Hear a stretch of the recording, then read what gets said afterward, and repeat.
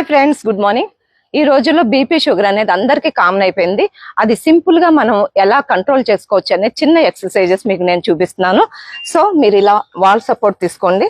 తీసుకుని ఇలా బ్యాక్ కి అండ్ ఇలా టోస్ లిఫ్ట్ చేయండి.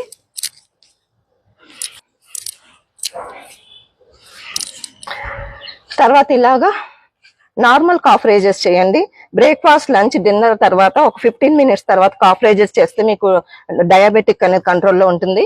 తర్వాత వాల్ పుషప్స్ చేయండి. తర్వాత ఆల్టర్నేట్ లెగ్స్ కాఫ్ రేజెస్ చేయండి. ఇవన్నీ టిప్స్ మాత్రమే. మీరు ఎప్పటికప్పుడు టెస్ట్ చేయించుకుని మెడిసిన్ డాక్టర్ సలహాతో వాడాల్సి ఉంటుంది. అండ్ డైట్ను కూడా మీరు పాటిస్తే కనుక నార్మల్ అవుతుంది. సో ఇలా వాల్ సిట్లో కూర్చోండి. తర్వాత మీరు కాసేపు తిరిగి మళ్ళీ వాల్ సిట్లో కూర్చోండి. కంటిన్యూగా చేయలేకపోతే ఇలా కూడా మీరు